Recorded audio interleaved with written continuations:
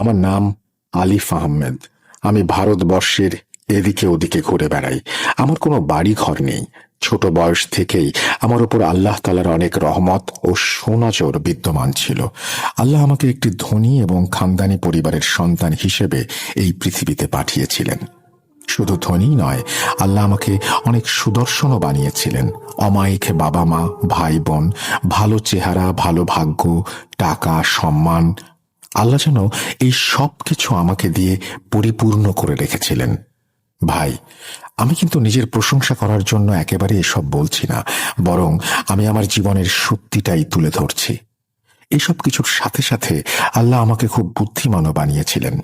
আমাদের পরিবারের অঢেল ধন সম্পদ থাকার পরও আমার ভেতরে একটা তাড়না ছিল যেন এই সম্পদ আমি কিভাবে দ্বিগুণ বা তিনগুণ করতে পারি। এই কারণেই আমি মাত্র 15 বছর বয়সে ব্যবসায় জড়িয়ে পড়েছিলাম। আমার আজও মনে পড়ে, সেটি ছিল 1996 সাল। মাত্র 15 বছর বয়সেই আমি একটি বড় জুয়েলারি প্রতিষ্ঠান স্থাপন করেছিলাম। এখন নিশ্চয়ই আপনারা ভাবছেন, এত ছোট একটা ছেলে কিভাবে একটি জুয়েলারির ব্যবসা করতে পারে, বা এত টাকাই বা সে কোত্থেকে পেল। ওই যে বলেছিলাম, আমার পরিবারের আর্থিক অবস্থা খুবই ভালো ছিল। আর 15 বছরের বাচ্চারা যখন তাদের বাবা মার কাছে আবদার করত, আমি তখন আমার আব্বুর সাথে ব্যবসা নিয়ে আলোচনা করতাম, নানান যুক্তি তর্ক উপস্থাপন করতাম।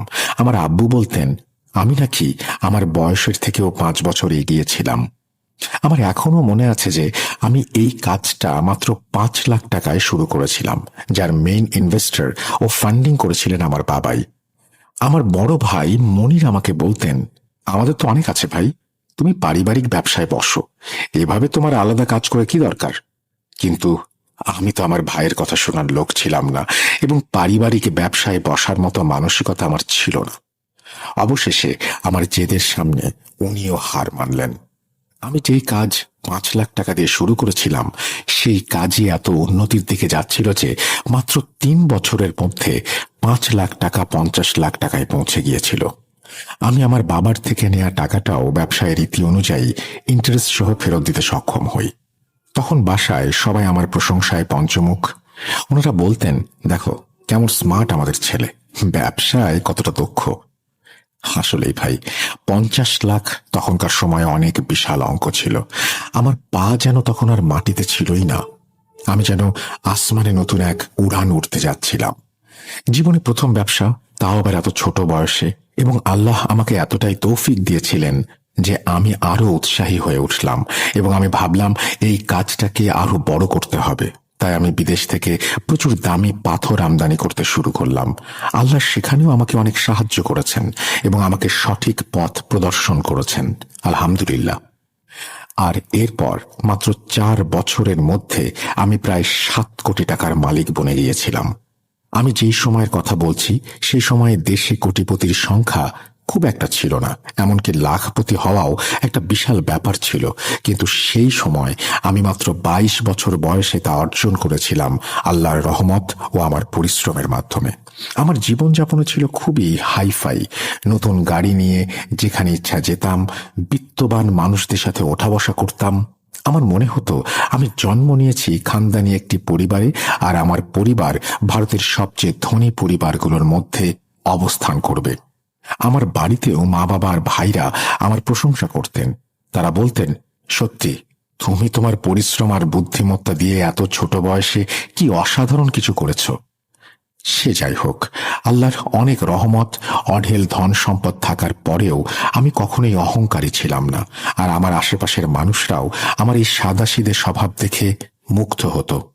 এবার আসি সেই অধ্যায়ে যেখানে আমার জীবনে পতনের মূল সূত্রপাত হয়েছিল। আমার সকল ভাই ও বোনদের বিয়ে শাদী ধুমধাম করেই হয়ে গেছে তখন। আমি একমাত্র অবিবাহিত ব্যক্তি যে কিনা তখন একাই থাকতাম। যেহেতু সব ভাই বোনদের বিয়ে হয়ে গিয়েছিল, সেহেতু আমার বিয়ে নিয়েও আমার আব্বু আম্মু ভাবনা শুরু করে দিলেন। পরিবারের সকল সন্তানদের বিবাহ ইতোমধ্যে সম্পন্ন হবার ফলে আমার উপর বিয়ের চাপটা অনেক বেড়ে গিয়েছিল। আমার মা জিজ্ঞেস করতেন, যদি তোমার কাউকে পছন্দ হয় তাহলে বলো। যদিও বিষয়টা একটু লজ্জার ছিল, তবু আমি আম্মুকে বলতাম, যেখানে আপনার ভালো লাগবে সেখানেই আমার বিয়ে ঠিক করে দিবেন। অবশেষে অনেক খোঁজার পর আম্মু আমার জন্য একটা সম্পর্ক পেয়ে গেলেন। যে পরিবারের মেয়ে আমার আম্মু আমার জন্য দেখেছিলেন, সেই পরিবারটি খুব বেশি ধনী ছিল না, কিন্তু তারা আচার ব্যবহারে, শালীনতায় অনেক সমৃদ্ধ ছিল, যা আম্মুর নজর কেড়েছিল। পরিবারটি খুব বেশি ধনী ছিল না বললে আসলে ভুলই হবে। আসলে তাদের সত্যি বলতে তেমন কিছু ছিল না, বরং ওনারা খুব অভাবেই দিন কাটাচ্ছিলেন। হয়তো আম্মু এই কারণেই তাদের পছন্দ করেছিলেন। আমার আশেপাশের মানুষ, পাড়া প্রতিবেশী, এমনকি আমার দাদা দাদিও আমার আম্মুকে বলতে লাগলেন, সম্পর্ক অবশ্যই নিজের মতো পরিবারের সাথে করতে হয়, এভাবে এরকম একটা পরিবারে কেন যাচ্ছ তুমি? কিন্তু আম্মুর কথা, আমাদের কাছে শালীনতা ও আচার আচরণ বেশি গুরুত্বপূর্ণ। টাকা পয়সা তো আমাদের দরকার নেই, আল্লাহর দয়া অনেক আছে, আলহামদুলিল্লাহ। আম্মুর কথা মতো আমার বিয়ের দিন চলে এলো। আমার কাছে সেই সময়ে সবচেয়ে দামি গাড়িগুলো ছিল, কারণ ছোট থেকেই বড় বড় গাড়ির প্রতি আমার প্রচন্ড ঝোঁক ছিল। যখন আমি 6টা গাড়ি নিয়ে সেখানে পৌঁছালাম, তখন লোকজন আমার গাড়িগুলো দেখে অবাক হয়ে গিয়েছিল। বিয়ের অনুষ্ঠানে থাকা প্রতিটি মানুষ ওই মেয়েটির ভাগ্য নিয়ে মন্তব্য করছিলেন যে মেয়েটা আমার মতো একজন ধনী স্বামী পেতে চলেছে। তবে আমি নিজেও অনুভব করেছিলাম যে আম্মুকে আমার জন্য অন্তত আরেকটু ভালো জায়গায় সম্পর্ক করা উচিত ছিল। কিন্তু সে সময়টা এমনই ছিল যে বাচ্চারা খুব একটা কথা বলতো না, বিশেষ করে বিয়ের ব্যাপারে, আর মা বাবার প্রতিটি নির্দেশ মাথা নত করে শুনত। এতক্ষণ আমি নিজের ও নিজের পরিবারের যে বর্ণনাগুলো দিলাম, সেগুলো শুনে হয়তো আপনারা অনেকেই বিরক্ত হচ্ছেন, কিন্তু আমি সত্যি বলছি, পরবর্তী অধ্যায় শোনার জন্য এসব বলা সত্যিই জরুরি। তবুও আমি এত কিছু বলার জন্য ক্ষমা চেয়ে নিচ্ছি। আমার বিয়েটা হয়ে গেল সেদিন, কিন্তু বিয়ের পর বুঝলাম যাদেরকে আমার মা খুব ভালো মনের মানুষ বলে মনে করেছিলেন, আসলে তারা মোটেও তেমন ভালো মানুষ ছিলেন না, বরং ওনারা ছিলেন এক জাদুকরীর পরিবার। আপনারা নিশ্চয়ই ভাবছেন ওনারা যে জাদুকরীর পরিবার সেটা আমি কিভাবে জানলাম। আসলে ঘটনা হলো যে বিয়ে পড়ানোর পর আমি আমার স্ত্রীকে আমার হাতে পড়া রিস্টওয়াচ দিয়ে বললাম, এই ঘড়িটা তোমার ব্যাগে রেখে দাও, আমি বাড়ি গিয়ে নেব। এরপর থেকে সেদিন সেই ঘড়িটি আমার স্ত্রীর কাছেই ছিল। যখন আমরা বাড়িতে ফিরলাম, তখন আমার স্ত্রী কাপড় বদলাতে ওয়াশরুমে গেল। আমি তার ব্যাগ খুলে ঘড়িটা বের করতে চাইলাম। যখন আমি তার ব্যাগ খুললাম, তখন সেখানে কিছু অদ্ভুত ধরনের তাবিজ পেলাম। তাবিজগুলোর সাথে আরো ছিল 4-5টা কাগজ, যেগুলোর উপর আমার নাম লেখা ছিল, আর বাকি 4টি কোণে লেখা ছিল কাবু। বিশ্বাস করো ভাই, তখন পর্যন্ত আমি কোনো জিন বা জাদুর সঙ্গে পরিচিত ছিলাম না, আর এসব সম্পর্কে কিছুই জানতাম না। আমার কেন, আমার পরিবারের কারো জীবনে তখন পর্যন্ত জিন বা জাদুর সাথে কোনো সম্পর্ক ছিল না। যাই হোক, বিয়ের পর আমি বুঝতে পারলাম আমার শ্বশুর বাড়ির লোকজন কতটা লোভী। বিয়ের কিছুদিন পর পর আমার শাশুড়ি আমার দোকানে আসতো এবং কোনো না কোনোভাবে একটি ভারী গহনার সেট নিয়ে চলে যেত। উনি গহনা নিয়ে চলে যাবার আগে বলতেন যে আমি কিছুদিনের মধ্যে টাকা দিয়ে দেব, কিন্তু ভাই, সেই টাকা আর কোনোদিনই আসতো না। প্রথম দিকে আমি কিছু বলিনি, কিন্তু যখন ধীরে ধীরে এই ঘটনাগুলো বাড়তে শুরু করলো, আমি একদিন আমার স্ত্রীর কাছে গিয়ে স্বাভাবিকভাবেই বললাম যে, শোনো, তোমার মাকে একটু বুঝিয়ে বলো, এগুলো কি ঠিক? এটা তো আমার ব্যবসা, তাই না? এভাবে যদি চলতে থাকে তাহলে তো আস্তে আস্তে আমাদের বড় ধরনের ক্ষতি হয়ে যাবে। উনি প্রায় 4-5 দিন পর পর এসে দামি দামি গহনার সেট নিয়ে চলে যান, আর টাকা পয়সা দেবেন বলেও দেন না। তুমি ওনাকে একটু বিষয়টা বুঝিয়ে বলো। আমার কথা শুনে আমার স্ত্রী আমার উপরেই চড়াও হতে লাগলো। বলল যে যদি আমার মা 2-3টি সেট নিয়েও নেয়, তাহলে এতে আপনার সম্পদে কি সমস্যা হয়ে যাবে? কমে যাবে আপনার? নেহায়েতি ছোট লোকের পরিচয় দিলেন আপনি। আমি আমার স্ত্রীর আচরণ দেখে হতবাক হয়ে গেলাম।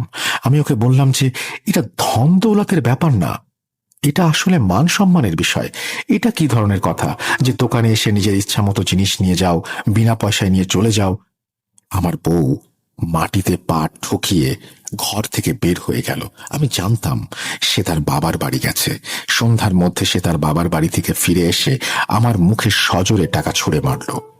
আমি বললাম, লেহাজ করো, এটা কি ধরনের আচরণ? তোমার স্বামীকে সম্মান দিতে শেখো। তোমার কি এতটুকু তামিজও নেই? এরপর আমি টাকাগুলো নিয়ে দোকানে চলে গেলাম।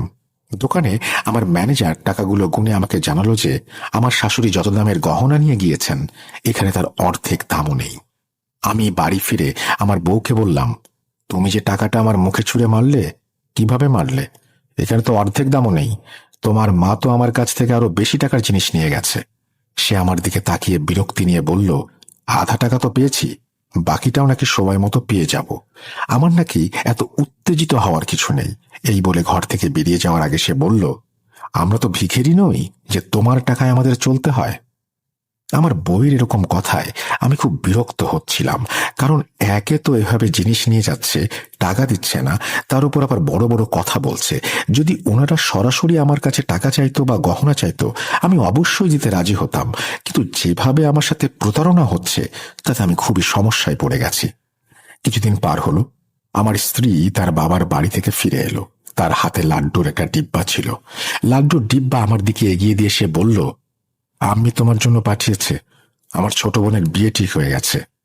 আমি তাকে বললাম, মাশাআল্লাহ, তোমাদেরকে অনেক অনেক অভিনন্দন, শুভেচ্ছা। এরপর তার আম্মুকেও আমার পক্ষ থেকে শুভেচ্ছা দিতে বললাম এবং জানিয়ে দিলাম যে আমি যদি সময় পাই তাহলে তাদের বাড়িতে যাব এবং আমার শাশুড়িকে নিজে অভিনন্দন জানিয়ে আসব। আমি ছোট থেকেই মিষ্টি খুবই পছন্দ করতাম। আমি আমার স্ত্রীর আনা সেই ডিব্বা খুললাম এবং লাড্ডু খেতে শুরু করলাম। লাড্ডু খাওয়ার পর আমার মনে হলো যেন আমার মাথা ঘুরতে শুরু করেছে। আমার মনে হলো আমি অজ্ঞান হয়ে যাচ্ছি, কিন্তু অজ্ঞান হওয়ার আগে যে দৃশ্যটা দেখলাম সেটি হলো আমি পড়ে যাচ্ছি আর আমার স্ত্রী আমার দিকে তাকিয়ে হাসছে। যখন আমার চোখ জোড়া খুলল আমি তখন হাসপাতালে। আমার কাছে আমার পরিবারও ছিল, আমার বউ ছিল, আমার শাশুড়িও দাঁড়িয়েছিলেন। আমি উঠে সবার প্রথমে আমার বউকেই জিজ্ঞেস করলাম, তুমি লাড্ডুতে কি মিশিয়েছিলে? একদম হঠাৎ করেই আমার বউ আর শাশুড়ি অস্থির হয়ে গেল। আমার শাশুড়ি বললেন, বাবা, আমরা তো কিছু মিশাইনি।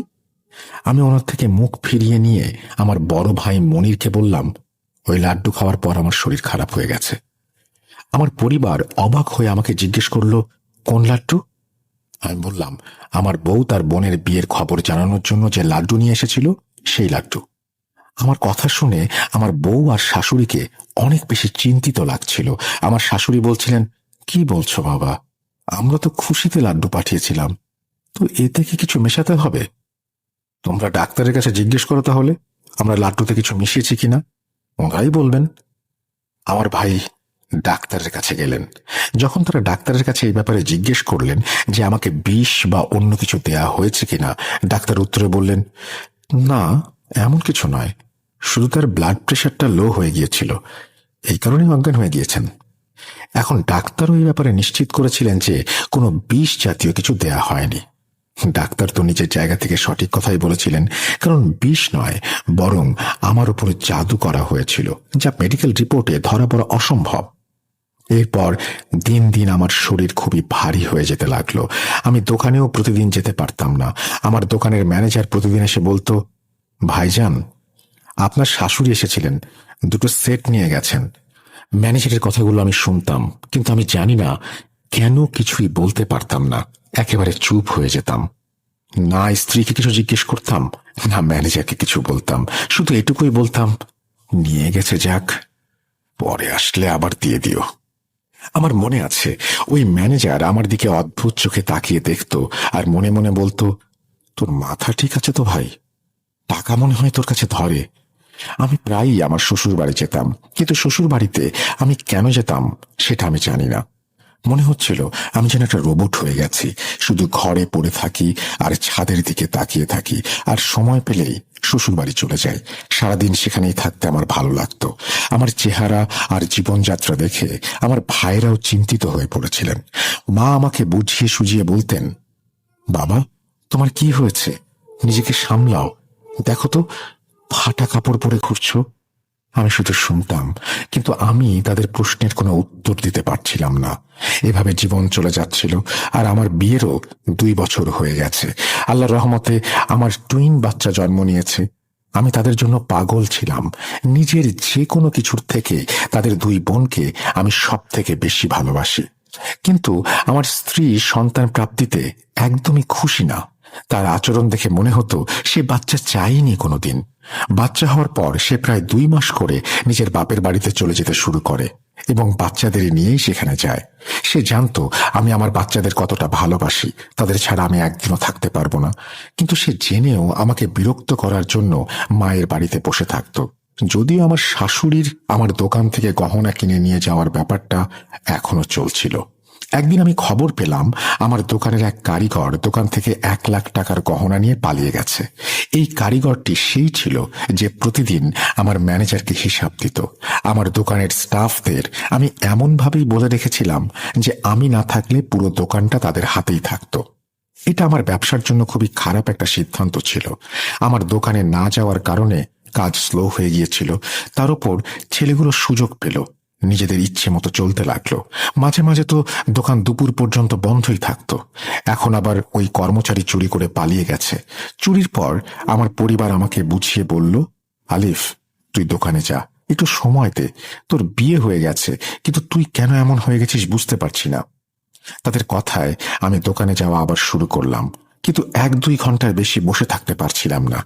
এত বেশি জটিলতা হচ্ছিল, নানা চিন্তা আসতে লাগলো মনে। কখনো মন খারাপের চিন্তা, কখনো কারিগরদের ধোঁকা দিয়ে, কখনো এদের নিয়ে, আর কখনো ওদের নিয়ে। আমার মনে হতো আমি দোকান থেকে উঠে পালিয়ে যাই। যখন শ্বশুর বাড়ি যেতাম তখন বাচ্চাদের সাথে দেখা করতে গেলে সেখানে স্ত্রীর আচরণ খুব খারাপ থাকতো আমার সাথে। আমি ডিপ্রেশনের শিকার হতে শুরু করেছিলাম। মনে হচ্ছিল আমার মধ্যে অনেক খারাপ দিক আছে, এই কারণেই মানুষ আমাকে আর পছন্দ করত না। আর ডিপ্রেশন দেখে আমার ভাই আমার বন্ধুদের আশ্রয় নিলেন।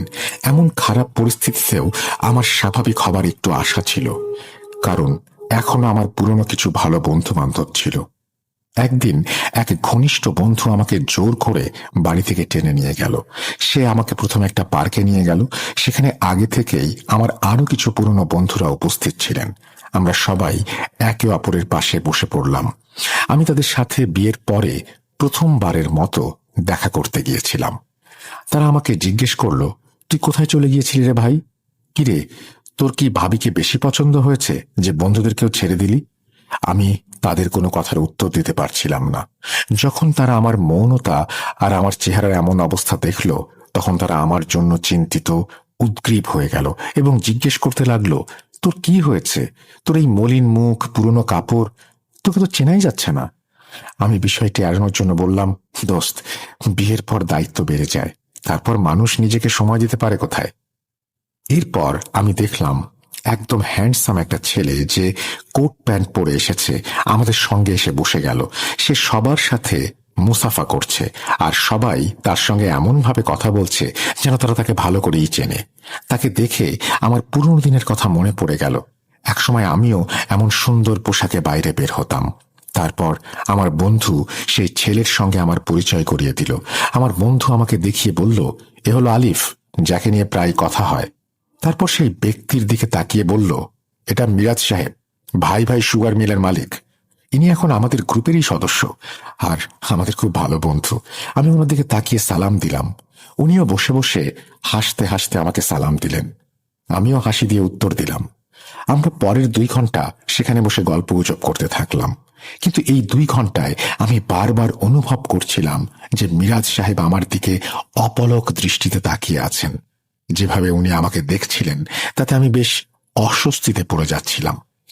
যখন আমার বন্ধুরা আড্ডা শেষ করে উঠে যেতে লাগলো, মিরাজ সাহেব আমাকে বললেন, আলিফ সাহেব, আমি আপনার সাথে একটু কথা বলতে চাই। আপনি কি একটু সময় করে প্লিজ আসবেন আমার সাথে? আমার বন্ধুরা বলল, ভাই, তুই তাহলে ওনার সাথে বস, আমরা যাই। আমার সকল বন্ধুরা ইতোমধ্যে চলে গিয়েছিল।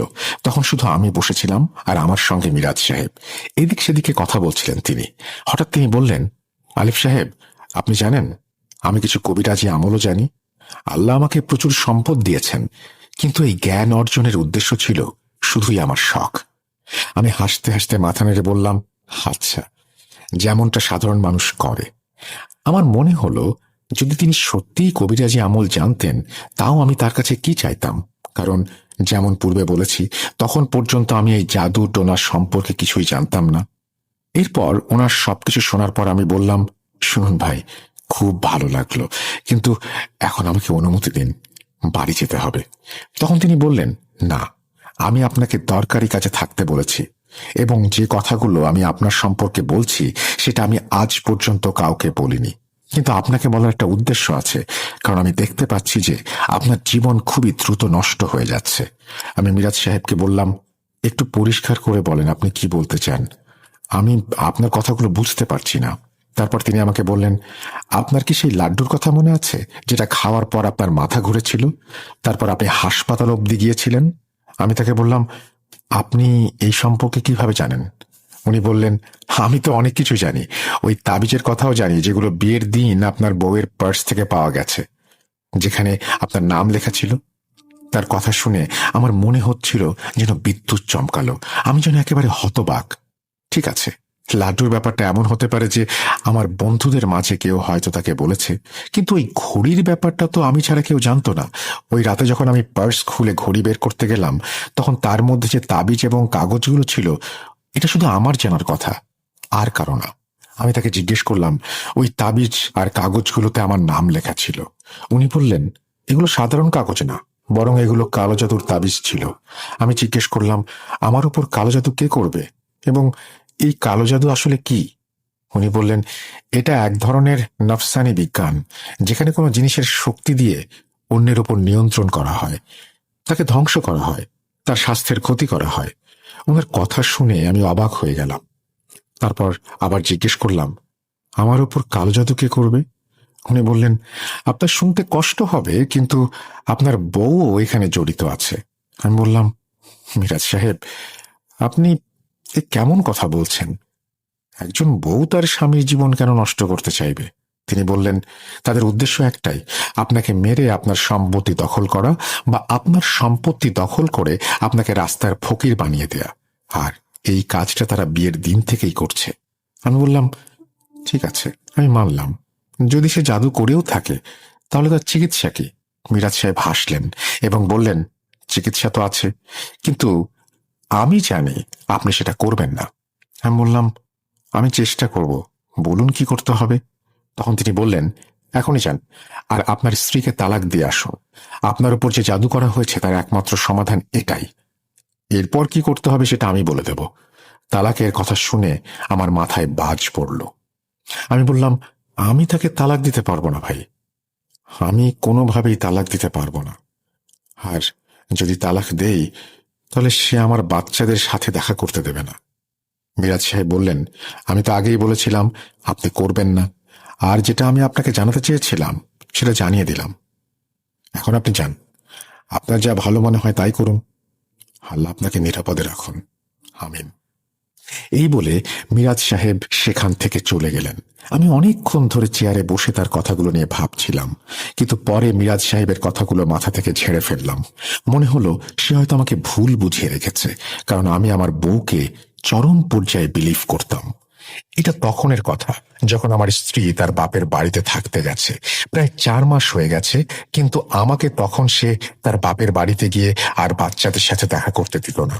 আমার ভিতর এমন একটা অবস্থা তৈরি হয়েছিল যে আমি না আমার স্ত্রীকে বলছিলাম তুমি এতদিন বাপের বাড়িতে কেন থাকো, না তার মাকে কিছু বলছিলাম যে আপনি এখনো কেন আমার দোকান থেকে ফ্রি সেট নিয়ে যাচ্ছেন। আমি খোলামেলা অনুমতি দিয়ে দিয়েছিলাম যে আমার শাশুড়ি যখন আসবে যা কিছু চাইবে দিয়ে দিতে। আপনারা ভাবতে পারেন যে প্রথম ঝগড়া আমার স্ত্রীর সাথে এই কারণেই হয়েছিল যে তার মা কেন ফ্রি সেট আমার দোকান থেকে নিয়ে যায়। এখন আমি নিজে অনুমতি দিচ্ছি, তাহলে এর মানে হলো আমি আসলে কারো প্রভাবের মধ্যে আছি। বুঝতে পারছেন? এক রাত্রে আমি স্বপ্ন দেখলাম যে একটা মেয়ের সাথে 4 মুখওয়ালা একটা বিশাল সাপ এসেছে আমার ঘরে। সাপ এত বড় যে যা দেখে আমি ভয় পেয়ে গেলাম। সে আস্তে আস্তে আমার দোকানে রাখা সব স্বর্ণালঙ্কারগুলো নিয়ে যাচ্ছিল। আমি চাইলেও কিছু করতে পারছিলাম না। যখন আমার চোখ খুলল, তখন আমি ঘেমে ভিজে একাকার। আমার হৃৎপিণ্ডের ধড়ক বেড়ে গিয়েছিল। যে মেয়েটাকে স্বপ্নে দেখে আমি খুবই চিন্তিত হয়ে পড়েছিলাম, সেদিনই সকালে 10টায় খবর পেলাম যে আমার দোকানে আগুন লেগেছে। আমি আর আমার ভাই সবাই দোকানে গিয়ে দেখলাম পুরো দোকান পুড়ে ছাই হয়ে গেছে। ভিতরের সব স্বর্ণ আর পাওয়া যাচ্ছে না। যেহেতু আগুন লাগলে স্বর্ণ নষ্ট হয় না, তাই এই স্বর্ণগুলো কোথায় গেল আমি কিছুই বুঝতে পারছিলাম না।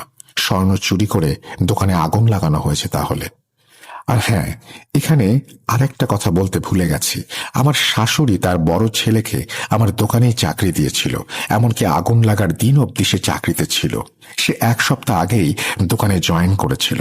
তার মানে কি, কেবল 1 সপ্তাহ হয়েছে সে এসেছে এমন ঘটনা ঘটল? আমি দোকানের সব দায়িত্ব ওকে দিয়েছিলাম, কারণ সে আমার পরিচিত। আর সব থেকে বড় কথা, সে আমার আত্মীয়। কমপক্ষে কর্মচারীদের একটা লাইনে রাখা যাবে তার মাধ্যমে, এই ভেবেই আমি তাকে চাকরিটা দিয়েছিলাম, তার মায়ের কথা শুনে। কিন্তু সে যা করেছে সেটা কর্মচারীদেরও পেছনে ফেলে দিয়েছে। এরপর আমার ভাই মনির বলছেন, এই কাজে হয়তো তোমার বউয়ের ভাইয়ের হাত আছে, সব ওরই করা। কিন্তু আমি তাদের বলেছিলাম, ভাই, যা হওয়ার হয়ে গেছে, টাকা কি জিনিস, আবার কামাই করে নেব। আমার ভাই আমার মুখের দিকে তাকিয়ে বলেছিলেন, এটা কি বলছিস? তোর কি মাথায় সমস্যা হয়েছে? এত কিছু হয়ে গেল, এখনো নিজের শাশুড়ি পরিবারকে কিছু বলছিস না কেন? আমি বললাম যে, বলছি না। কোনো সমস্যা তোমাদের? এই ঘটনার কিছুদিন পর আমার স্ত্রী ফিরে এলো। আমি তো শুধু আমার বাচ্চাদের দেখে খুশি হয়ে গিয়েছিলাম, এবং তাদের দেখে আমার ব্যবসার এত বড় ক্ষতিটাও আমি ভুলে গিয়েছিলাম। আমার স্ত্রীর আচরণও আমার সাথে অনেক ভালো হয়ে গিয়েছিল। হঠাৎ করে সে আমাকে সান্ত্বনা দিচ্ছিল, বলছিল, পেরেশান হবেন না, এটা আল্লাহর তরফ থেকে একটা পরীক্ষা। পরের 1-1.5 মাস আমার খুব ভালো কেটেছে, বাচ্চাদের সাথে খেলতে খেলতে এবং স্ত্রীর এত ভালো আচরণের জন্য। তারপর আমার স্ত্রী আবার তার বাপের বাড়িতে চলে গেল। 2 দিন পর ফিরে এলো। তার হাতে একটা ক্ষীরের কাচের বোল ছিল। সে বলতে শুরু করলো, আপনি আপনার সমস্যার জন্য কোরআন খতম দিয়েছিলেন, আর এই ক্ষীর হাফিজদেরও খাওয়ানো হয়েছে, আর এটা পড়া ক্ষীর, তাই আমি ভাবলাম যে আপনার জন্য নিয়ে আসি। আমার বউয়ের কথা শুনে যখন আমি ক্ষীরটা খেলাম, তখন যেন আমার অন্যদিকে আর কোনো খেয়ালই ছিল না। আমি যেন আমার বউয়ের পোষা কুকুরের মতো প্রভুভক্ত হয়ে গিয়েছিলাম। যেমন যখন আমি ক্ষীরটা খাচ্ছিলাম, আমার স্ত্রী আমাকে বলছিলেন যে, আপনি আপনার সম্পত্তির অংশের দাবি করুন এবং আপনার ভাইদের বলুন যেন তারা আপনার অংশ দিয়ে দেন। আমার আম্মু আব্বু মৃত্যুবরণ করেছিলেন এবং আমার সব খরচ আমার ভাই বহন করছিলেন। এটা ঠিক যে তাদের দোকান বা এই বাড়িতে আমার অংশ ছিল, কিন্তু এত কিছুর উন্নতিতে সব কষ্ট তো আমার ভাইয়েরই। আমি তো জীবনে শুধু নিজের কাজই সামলেছি। আমার ভাই খুব ভালো মানুষ ছিলেন। তিনি আমার কষ্ট দেখে কখনোই বলেননি, তুমি কেন দোকানে আসো না? বরং উনি আমার সব খরচ নিজেই তদারকি করতেন এবং আমাকে সৎ পরামর্শও দিতেন। আমাদের পরিবারের জুতার ফ্যাক্টরি ছিল। আমরা পুরো ভারত জুড়ে আমাদের জুতা বিক্রি করতাম। শুধু দিল্লিতেই আমাদের 3-4টা দোকান ছিল। আমার ভাই সেখানেও বসতেন। আমি জীবনে কখনো ভাবতে পারিনি যে আমি আমার ভাইয়ের বিপক্ষে যাব বা তার সাথে এমন কোনো আচরণ করব যাতে করে সম্পর্ক নষ্ট হয়। কিন্তু জানি না ওই দিন কি হয়েছিল। ক্ষীর শেষ করে আমি কাপটা পাশে রেখে সোজা আমার বড় ভাইয়ের কাছে চলে গেলাম। আমি তাকে বললাম যে আমার নিজের অংশ চাই। আমার বড় ভাই জিজ্ঞেস করতে লাগলেন যে, কি এমন হলো, কি এমন দরকার পড়লো যে তুমি তোমার অংশ দাবি করছো? আমি বললাম, আমি আমার কাজ করতে চাচ্ছি, তার টাকাটা দরকার। তিনি বললেন, ভাই, তুমি আগে যে কাজ করছিলে সেটা তো মাঠে মারা গেছে। এখন তোমার কাজ করার কি দরকার, যখন বাড়িতে বসে টাকা পাচ্ছ? আমি যাই করছি সব তো তোমার আর আমারই, অংশ নিয়ে কি করবে? উনি এও বললেন যে যতটুকু লাভ হয় আমরা 2 ভাই মিলে ভাগ করে নেই, এবং আমাকে উনি সমান অংশই দেবেন, যা আসলে সত্যি। ভাইজানের কথা শুনে আমি কিছুটা চুপ হয়ে গিয়েছিলাম, কিন্তু এরপর যেটা আমি আমার ভাইকে বলেছিলাম সেটা ওনার জন্য খুবই অপমানজনক ছিল। আমি ওনাকে বললাম, আমি জানি উনি আমার সম্পত্তি নিজের নামে করে নিতে চাচ্ছেন। এই ব্যাপারে আমি ওনাকে আদালতে যাবার হুমকি দিলাম। আমার বড় ভাই হতভম্ব হয়ে আমার কথা শুনছিলেন। তিনি জানতেন এই অবস্থায় আমি আমার শ্বশুর বাড়ির পক্ষে ছিলাম। তিনি এও জানতেন যদি তিনি আমাকে সম্পত্তি দিয়ে দিতেন তাহলে আমি সেটা শ্বশুর বাড়ির ওপর লুটিয়ে দিতাম। এভাবে বিষয়টা প্রতিদিন চলতে লাগলো। আমি কখনো ঘরে ভাইয়ের সাথে লড়াই শুরু করে দিতাম, আবার কখনো দোকানে গিয়ে তাকে অপমান করতাম। আমার ভাই প্রতিদিনের ঝগড়াঝাটিতে বিরক্ত হয়ে গিয়েছিলেন। একদিন উনি আমাকে ডেকে জিজ্ঞেস করতে লাগলেন, বলো, কতটা ভাগ আছে তোমার? আমি সব হিসাব করে বললাম এবং হিসাবে আমার যা অংশ এসেছিল তার চেয়ে দ্বিগুণ সম্পদ দাবি করলাম। আমার ভাই এতটাই ভালো মানুষ ছিলেন যে উনি নিজের মালিকানার একটা দোকানও আমাকে দিয়ে দিলেন এবং বললেন, এরপর থেকে সামনে আসার চেষ্টা করো না, আমাদের জন্য তুমি মরে গেছো। আমি খুব খুশি হয়ে বাড়িতে ফিরলাম। আমার স্ত্রীকে সেই দোকানের কাগজ দেখালাম। সেও খুব খুশি হয়ে বলেছিল, এমনই হয় সিংহ, তুমি সিংহের মতো কাজ করেছো। স্ত্রীর প্রশংসা শুনে আমি গর্বে ফুলে উঠেছিলাম, কিন্তু বাস্তবে আমি পুরোপুরি কৃতদাস হয়ে গিয়েছিলাম। সে যা বলছিল আমি তাই করছিলাম। একদিন সে জিনিসপত্র প্যাক করতে করতে বলল, চলো তাহলে আম্মুর বাড়িতে যাই, আমরা আমাদের সম্পত্তি নিয়ে এসেছি, এখন তার সাথে থাকতে পারবো না। এরপর আমি শ্বশুর বাড়িতে চলে গেলাম। সেখানে আমার এমন একটা ভিআইপি ট্রিটমেন্ট হচ্ছিল যেন আমি দেশের রাজা। কিন্তু আসলে এখন আমি তাদের দয়া দক্ষিণার ওপরে ছিলাম, কারণ জানি না তারা আমাকে কি খাওয়াচ্ছিল আর কতটা জাদুর প্রভাবের দিকে ঠেলে দিচ্ছিল। আমার অবস্থা এমন ছিল যে তারা উঠতে বললে আমি উঠতাম, তারা বসতে বললে আমি বসতাম, তারা দাঁড়াতে বললে আমি দাঁড়াতাম। একদিন আমার শাশুড়ি বলতে লাগলেন, বাবা, দোকান তোমার নামে আছে, এমন যদি হয় যে কাল তোমার ভাই আবার দোকানের দাবি করে এই দোকানটা আবার দখলে নেয়। আমি বললাম, জি আম্মি, তাহলে আপনি কি চান, আমাদের কি করা উচিত? তিনি বললেন, বাবা, এই মুহূর্তে তোমার জন্যই চিন্তা করছি, ভালো হবে যদি কিছু সময়ের জন্য এই দোকানটা আমার ছেলের নামে করে দাও। এতে আর সে দাবি করতে পারবে না, দখলও নিতে পারবে না, সহজ হয়ে যাবে ব্যাপারটা। আমি ওনার প্রস্তাব ফিরিয়ে দিতে পারলাম না। আমি তাদের একটা পোষা কুকুরের মতো বললাম, ঠিক আছে আম্মি, যেভাবে আপনি চান। এরপর আমি আমার দোকানটা আমার শ্যালকের নামে করে দিলাম।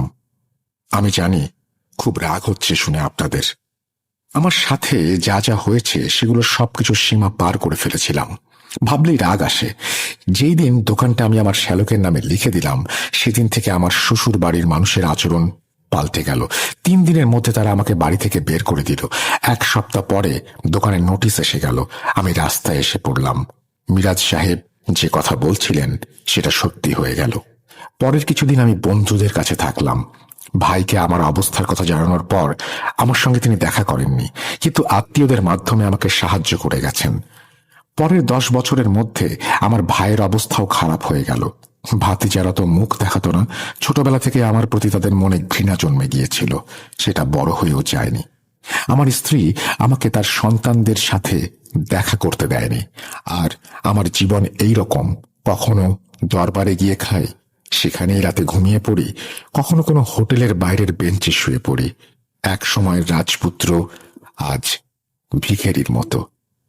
কি একটা জীবন কাটাচ্ছি। প্রতিটা মুহূর্তে মরার জন্য দোয়া করি।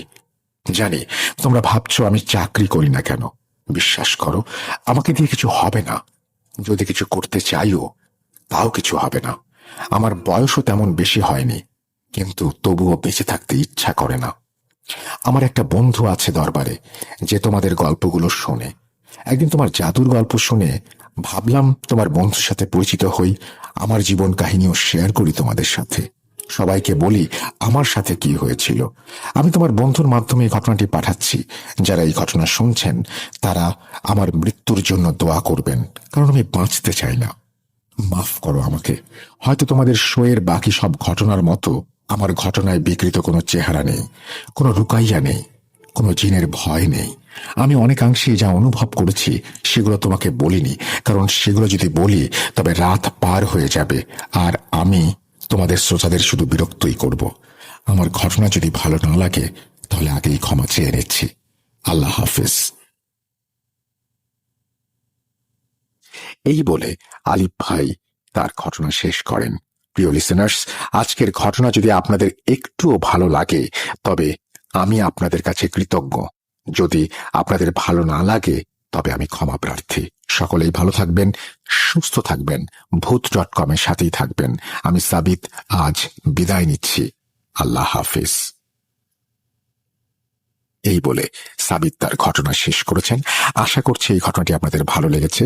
আমরা প্রত্যেক বৃহস্পতিবারেই নতুন ঘটনা নিয়ে আসি এবং নতুন ঘটনার সঙ্গে আমাদের কিছু ঘটনা থাকে, যে ঘটনাগুলো আপনারা এর আগে হয়তো কখনো শুনেননি বা শুনেছেন আবার শুনতে চান, বা ঘটনাগুলো খুব বেশি রকমের জনপ্রিয়, বারবার শুনতে ইচ্ছে করে। আমরা এখন সেই ঘটনাগুলোতে যাব। আশা করছি বাকিটা সময় উপভোগ করবেন আপনারা।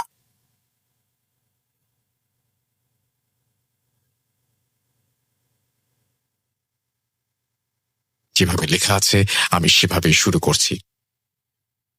আসসালামু আলাইকুম রাসেল ভাই ও প্রিয় শ্রোতা বন্ধুরা, কেমন আছেন আপনারা? আশা করি সকলেই সবসময় খুব ভালো আছেন ও সুস্থ আছেন। দীর্ঘ 2 মাসের লম্বা বিরতির পরে আমি মোহাম্মদ সাবিত আলম আবারও ফিরে এলাম আপনাদের মাঝে এত লং ব্রেকের মাঝে অনেকেই আমার ঘটনা কেন পাচ্ছেন না জিজ্ঞেস করেছিলেন। আপনাদের এত ভালোবাসা পেয়ে আমি আসলেই কৃতজ্ঞ। এজন্য মহান আল্লাহ তাআলার শুকরিয়া আদায় করি ও আপনাদের সকলের সুস্থতা কামনা করে আমি আজকের ঘটনাটি শুরু করছি। আজকের ঘটনা আমি কারো কাছ থেকে কালেক্ট করিনি। কে কালেক্ট করেছেন সেটা জানতে হলে শুরু থেকে শেষ পর্যন্ত ঘটনাটি মনোযোগ দিয়ে শোনার অনুরোধ করছি।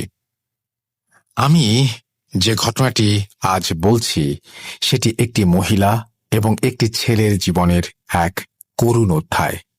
ঘটনাটি আমি যেভাবে শুনেছি ঠিক সেভাবেই আপনাদের জন্য লিখে উপস্থাপন করছি এবং অনিচ্ছাকৃত ভুল ত্রুটির জন্য রাসেল ভাই ও আপনাদের সকলের নিকট ক্ষমা প্রার্থনা করছি। বলছেন টনি ওফেলিয়া।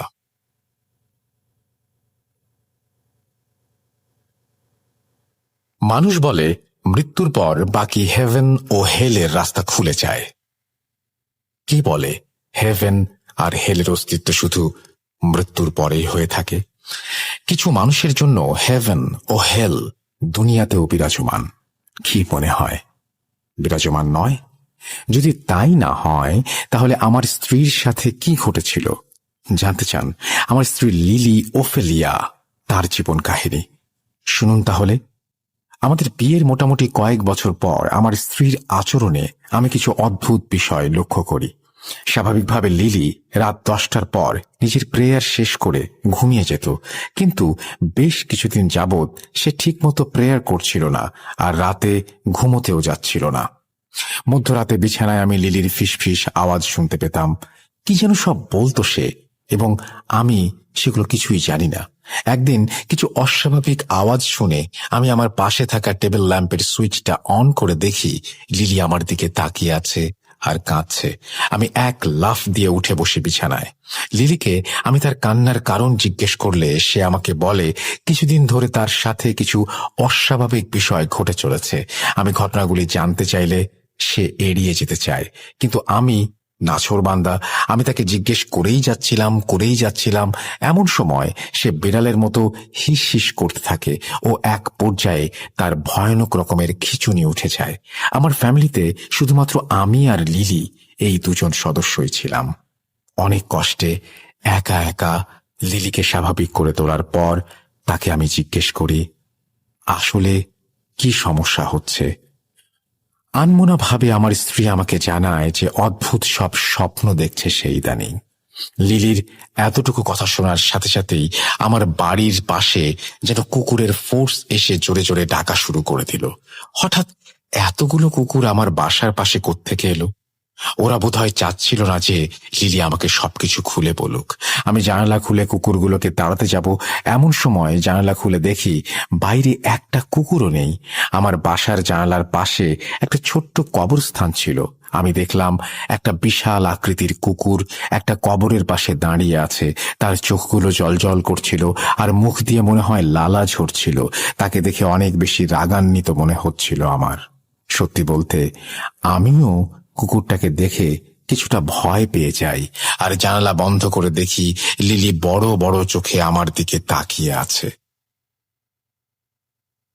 হঠাৎ লিলি আমার গলা টিপে ধরে, লম্বা লম্বা দম নিয়ে ফিসফিস করে আমার কানের কাছে এসে বলে, বাঁচতে চাইলে আমাকে আমার কাজ করতে দে। এই কথা বলেই লিলি অজ্ঞান হয়ে যায়।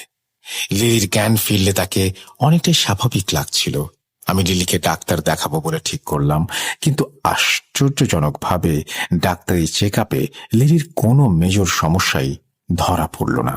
আমি চিন্তায় পড়ে গেলাম যে যদি কোনো মেডিকেল ইস্যু না হয়ে থাকে তাহলে লিলির সাথে এসব কি হচ্ছে আর কেনই বা হচ্ছে। 7-8 দিন পর এক রাতের ঘটনা। রাত তখন 1টা পার হয়ে গেছে বলে মনে হচ্ছিল। আমি ঘুমোচ্ছিলাম, 12টার কিছুটা আগে হবে। হঠাৎ আমার গালে আমি ভেজা কিছুর অস্তিত্ব অনুভব করলাম। আমার ইনস্টিংক্ট বলছিল এটা সামথিং ডেঞ্জারাস। হঠাৎ আমার চোখ খুলে যায় আর আমি দেখতে পাই লিলি আমার ঘাড়ের ওপর নিঃশ্বাস ফেলছে।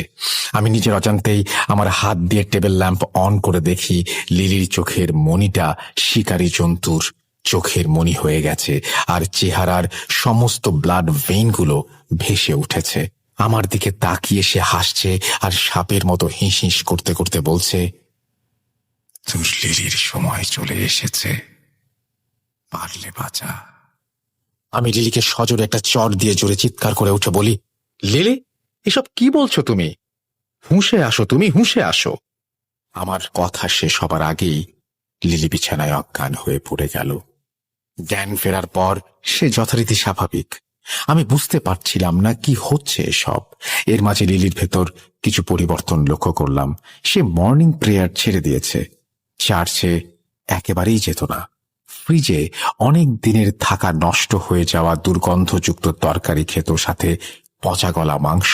ফ্রিজ 24 ঘন্টা চালু থাকার পরেও কিভাবে মাংস এভাবে পচে যাচ্ছে এটাও আমি বুঝতে পারছিলাম না।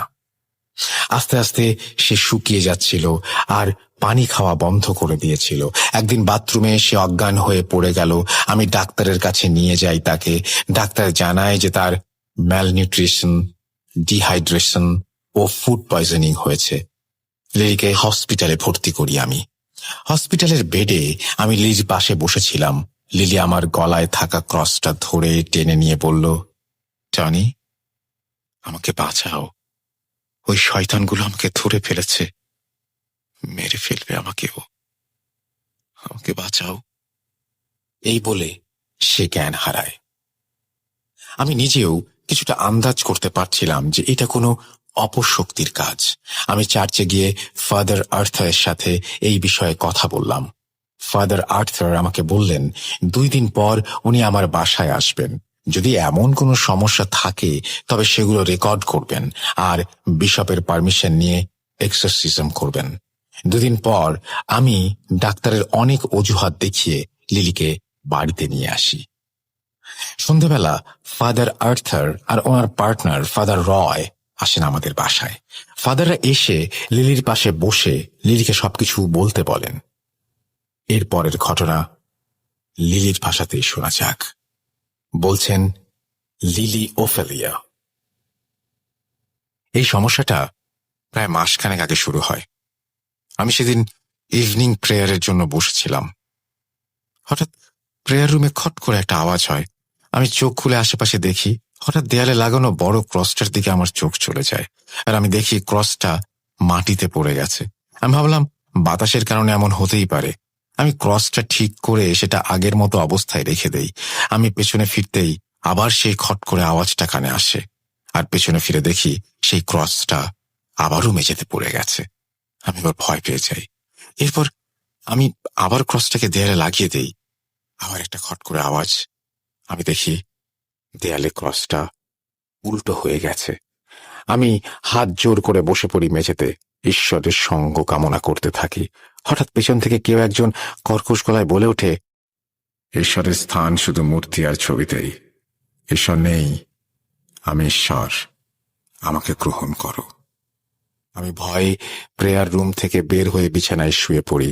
সেদিন আর তেমন কিছু হয়নি। আমার এতটুকু কথা শুনে ফাদার রয় আমাকে একটা আনলিভেন ব্রেড তার একটা টুকরা খেতে দেন। প্রিয় লিসেনার্স, আমি সাবিত এখানে আপনাদের একটা বিষয় জানাতে চাই। আনলিভেন ব্রেড আসলে কি? আনলিভেন ব্রেড হচ্ছে ইস্ট ছাড়া তৈরি একটি ক্রাঞ্চি গোল ব্রেড। খ্রিস্টান ধর্মমতে যিশুকে ক্রুশবিদ্ধ করার আগের রাতে তিনি তার প্রেরিতদের সাথে একটি মিল অর্থাৎ খাবার ভাগ করে নিয়েছিলেন এবং আসন্ন স্যাক্রিফাইস সম্পর্কে একটি বার্তা প্রদানের জন্য এই ইস্ট ছাড়া রুটি ব্যবহার করেছিলেন। তিনি রুটিটি ভেঙে শিশুদের দিয়েছিলেন এবং তাদের পরিত্রাণের জন্য এটি তার দেহের প্রতিনিধি মনে করে খেতে বলেছিলেন। কিছু চার্চ বিশ্বাস করে যে রুটিটি যিশুর দেহের প্রতিনিধি অর্থাৎ পবিত্র। কোনো মানুষ পজেসড হলে এই রুটির মাধ্যমে তার পজেশন আইডেন্টিফাই করা যায়। চলুন লিলি ওফেলিয়ার ভাষায় ফেরা যাক। আমি ফাদারদের বলি মাসখানেক সময়ে যদি টনি বাসায় থাকতো না, তখন আমি বিছানায় বা সোফায় যেখানেই বসি সেগুলো কেঁপে উঠত। বিছানা আমাকে টেনে ধরে রাখত।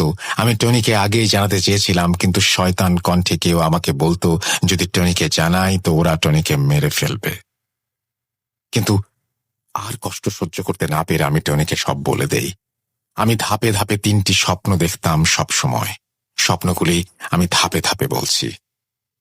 প্রথম স্বপ্ন, আমি দেখতাম যে আমি একটি ধোঁয়াময় জায়গায় দাঁড়িয়ে আছি, আর আমার চারপাশে সাপের মতো হিস হিস শব্দ, নরকের মতো অসহ্য যন্ত্রণায় আমার শরীর জ্বালা পোড়া করছিল। এর মাঝে আবছা একটা অবয়ব আমি দেখতে পাই।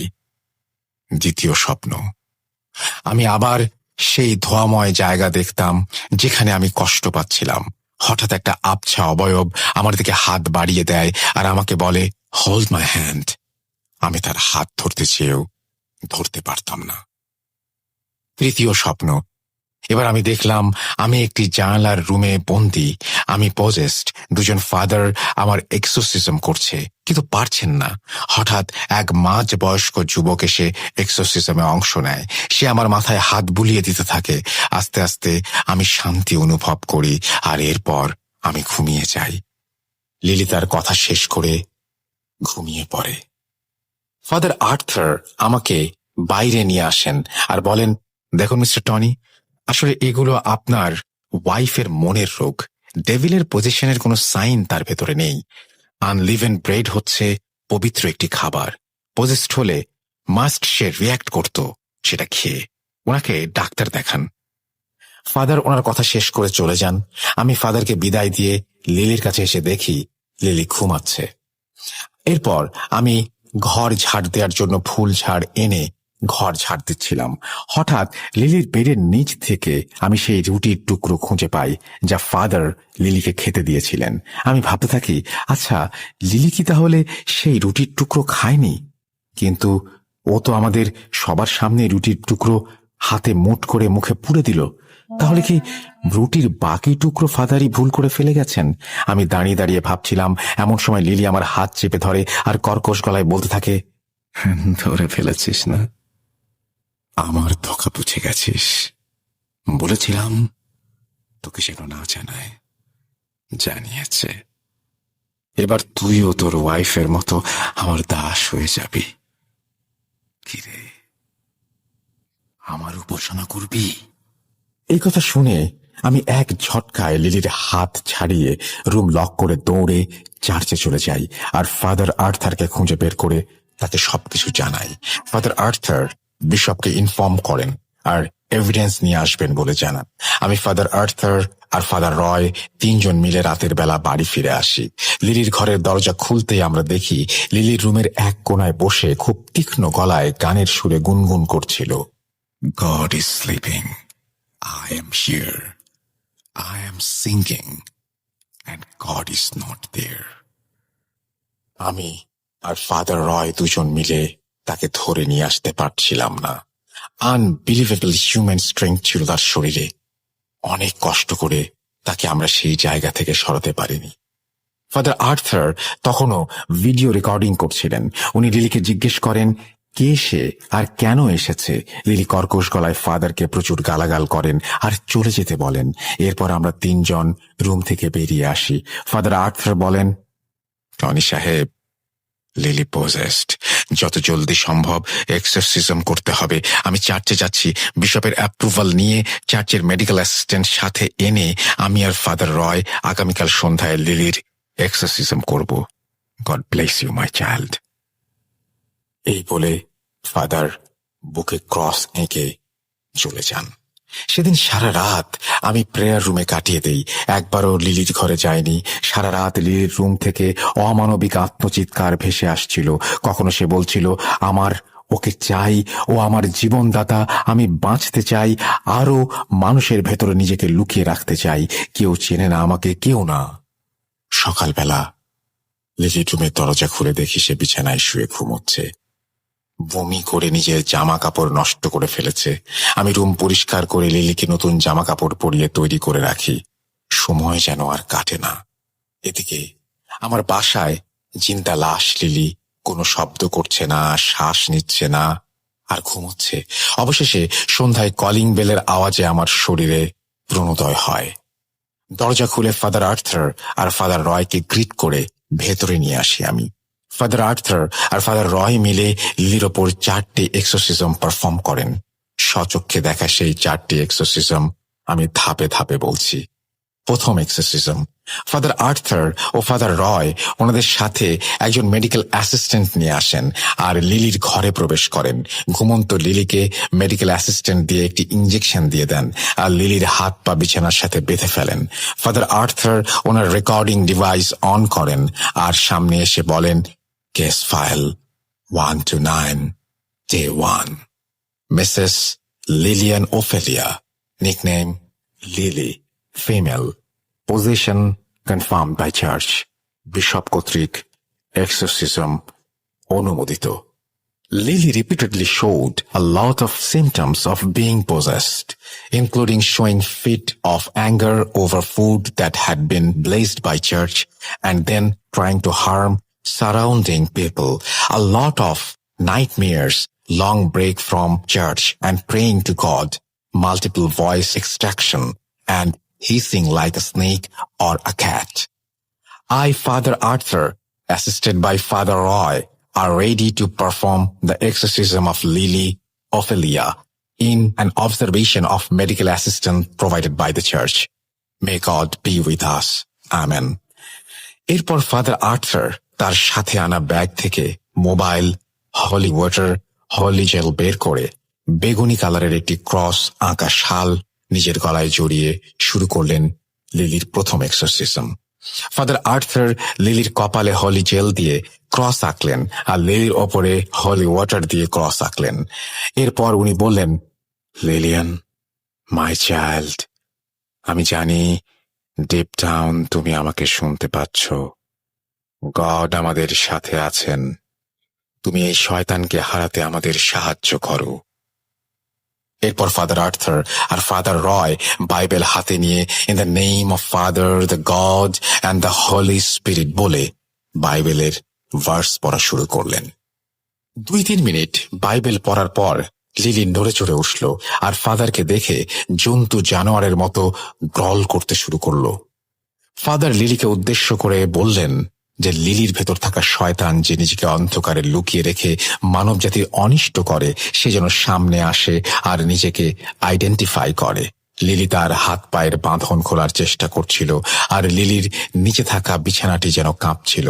ফাদার আর্থার ব্যাগ থেকে পাথরের গুঁড়ো বের করে বিছানার চারপাশ ঘেরাও করে দিলেন। হঠাৎ লিলি একদম চুপ হয়ে গেল।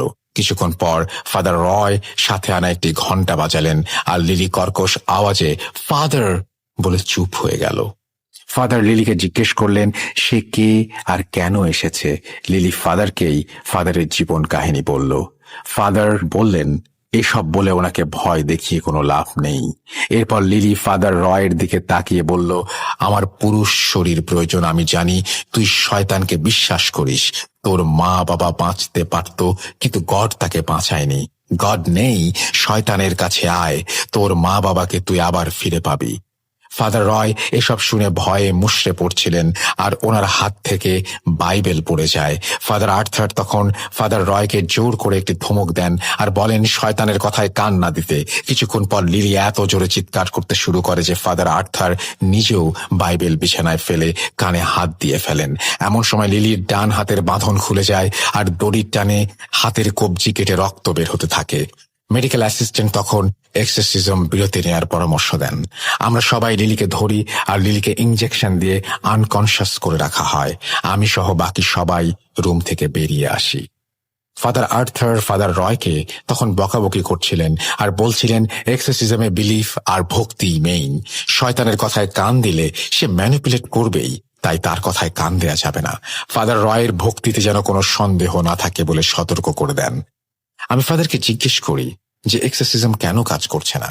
ফাদার বলেন ডেভিলটা মেবি অনেক বেশি বয়স্ক আর ক্ষমতাশীল। কোনো একটা স্পেশাল পারপাসে সে লিলিয়ানের ওপর ভর করেছে। এক্সরসিজম করতে করতে দুর্বল হলে এক সময় ছেড়ে যাবে, না হলে কিছু করার থাকবে না। এরপর ফাদার আর্থার ফাদার রয়কে আরো এক দফা সাবধান করে দিয়ে এক্সরসিজম রিজিউম করতে বলেন এবং রুমে প্রবেশ করেন। আমি এবার ভেতরে যাই। লিলিয়ানের অবস্থা দেখা আমার পক্ষে সম্ভব না। ফাদার ভেতরে বাইবেল পড়ছিলেন, আমি শুনতে পাচ্ছিলাম। একাধিক ভয়েসে লিলিয়ান কথা বলছিল, একাধিক ভাষায় লিলিয়ান বলছিল আর চিৎকার করছিল। ফাদাররা অনেকবার তার নাম জিজ্ঞেস করলেও সে বলেনি। প্রায় 1 ঘন্টা চেষ্টা করার পর ফাদাররা রুম থেকে বেরিয়ে আসেন। মেডিকেল অ্যাসিস্ট্যান্টের মতে আজকে এক্সরসিজম কন্টিনিউ করাটা লিলিয়ানের শরীরের পক্ষে ক্ষতিকর হতে পারে বলে সেদিনের মতো এক্সরসিজম সমাপ্ত করে দেয়া হয়। ফাদাররা চলে গেলে আমি লিলিয়ানের রুমে যাই। বমি করে রুমের চারপাশে ছেটানো, রুমের জিনিসপত্র উল্টো পাল্টা করা, বিছানার 1 পা ভাঙা। কষ্টে, রাগে আর দুঃখে আমার শরীর যেন জ্বলছিল। আমি লিলির সামনে গিয়ে জিজ্ঞেস করি, আমার স্ত্রীর শরীরে কে? কেন আমার স্ত্রীকে সে এত কষ্ট দিচ্ছে? লিলি নিশ্চুপ, তার হাতে স্যালাইন লাগানো, সে যেন বেঁচে থেকেও মৃত। দ্বিতীয় এক্সরসিজম। বিকেলের দিকে ফাদার আর্থার আর ফাদার রয় ওনাদের সহযোগী নিয়ে আবার আসেন এক্সরসিজম করতে। যথারীতি ফাদার আর্থার রুমে গিয়ে টেপ রেকর্ডারে বলতে শুরু করলেন, case 1 to 9, the exorcism of Lilian Ophelia female, exorcism authorised by bishop. যা যা আগে বলেছিলেন সেগুলোই তিনি বলে যান। এরপর ব্রিফিং শেষে ফাদার আর্থার আবার লিলির এক্সরসিজম শুরু করেন। বাইবেলের ভার্স পড়ার সাথে সাথে ফাদার লিলির সাথে অনেক কথা বলেন।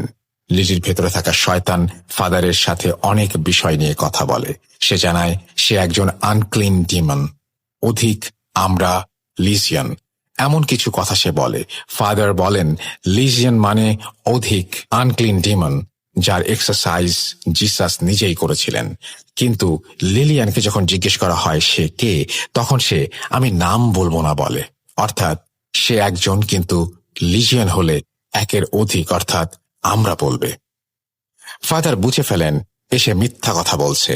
ফাদার রুম থেকে বেরিয়ে এলেন আর আমার কাঁধে হাত রেখে বললেন, it's very hard my child, pray for হার।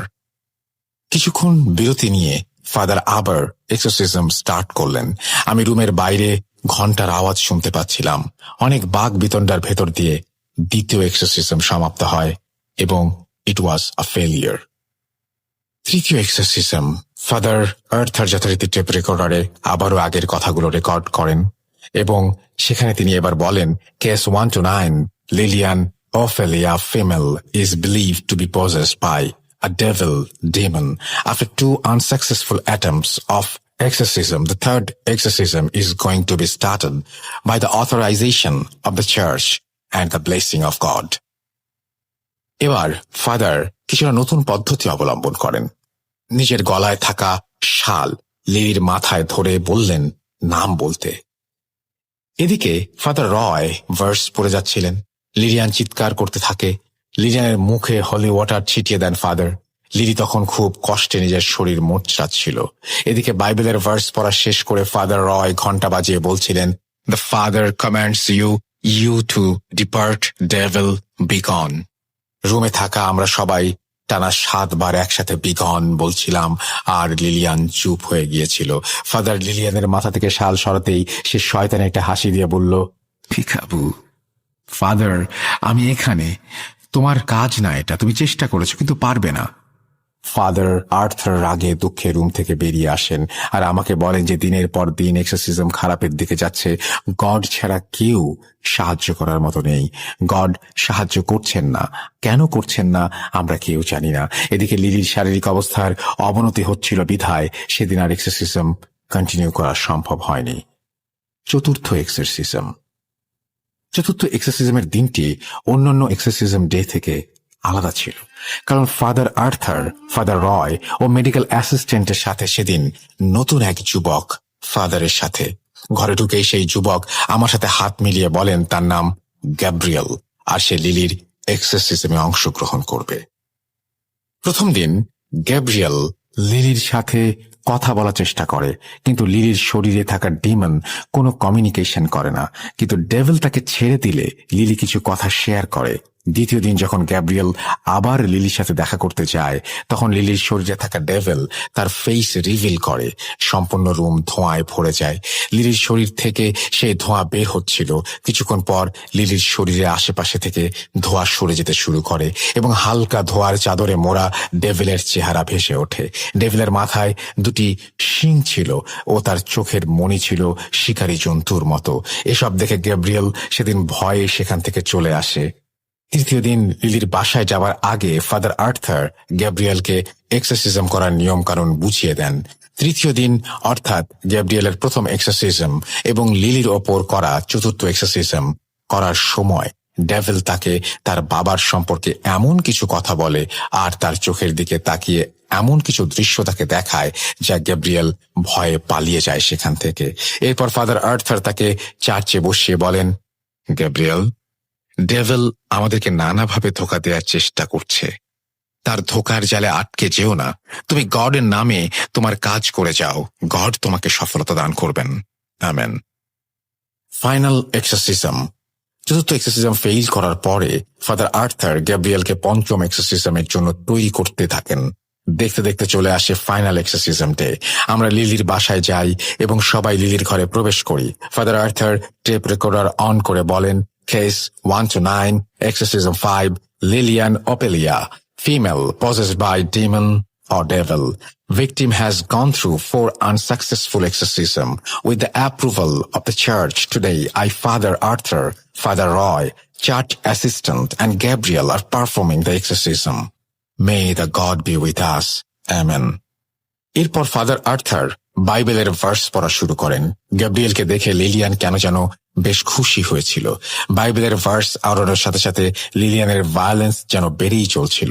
হঠাৎ এক পর্যায়ে লিলি গ্যাব্রিয়েলকে তার কাছে ডাকে আর বলে, কিরে, এত দেরি করলি কেন আসতে? আমার উপাসনা করবি?